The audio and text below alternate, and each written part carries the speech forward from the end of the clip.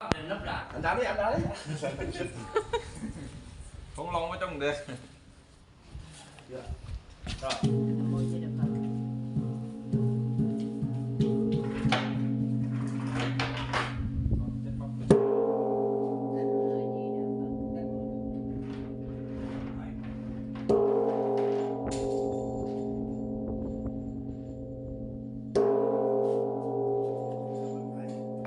Hình như nó rung rung cái gì vậy ha? Cái ống phạt ra á. Cái đấu rong này đung cái tương. Đúng rồi. Dạ. Cái đầu đây này chỉnh lại. Cũng dài vậy vậy. Sạp vậy á. Được. Tiền ngân dài ghê. Ngân nhưng mà do nó bị ấy là nó vướng cái đầu đây nè. Cái nơi khi một cổ kêu là đây đục cái miếng tương nữa. Trời mệt quá. Chứ mà đang đây ông được. đây toàn phá sản không à. Chứ đúng được chứ mà đang bên này. Tiêu rồi cái tên nó đập. Không từ từ để nghe chú này là cho cái xử lý sau có chiếm đánh giá. Ông chịu là ông biểu cái khúc gỗ đó một miếng. Rồi á là tôi không chịu. Ông đây chứ ai? Mua cho. Anh đi đưa đây không con thành hợp lý. Con ngắn này. Hả? Vậy con thì ngắn. Cái từ ngắn người đó thôi. Cái ngắm cái tiền ngắn lên cái chỗ xa nhất thằng họ mới dịch nghe. Đó, ngâm lâu á. Có định có định nghe. Anh xác định xa nghe rồi. Cái chuông nó sẽ nửa tiếng rồi. Không mệt quá ông. Cái miệng cái này là nó lệ luôn á.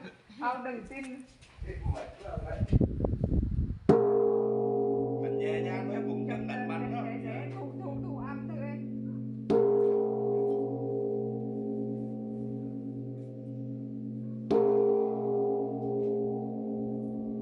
Ôi cô để bài vừa khai chuông này là cô nghe giống như là tuyệt vời rồi.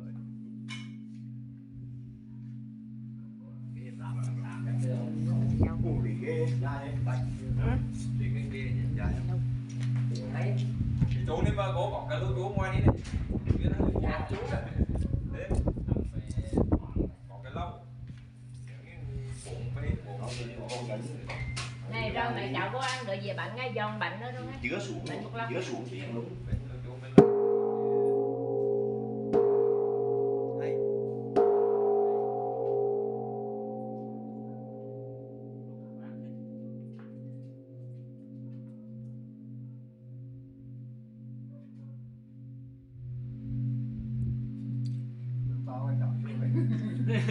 Trái đến lúc đó đây.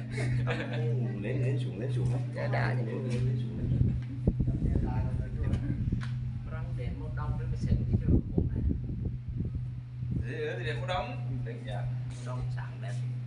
Không rồi khăn cụ lại. Rồi mang đi. Để đông đi.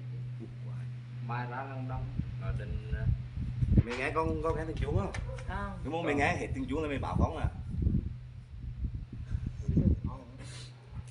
Lâu rồi chứ. Con nghe. Đó. Con rồi đó. Có đứa sạc có đứa. Đây ăn đây được ngay, đừng đi nữa ngay. Đấy. Không ăn à?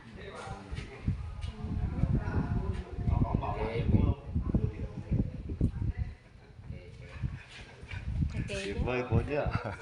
Rồi cảm ơn anh nhiều rồi.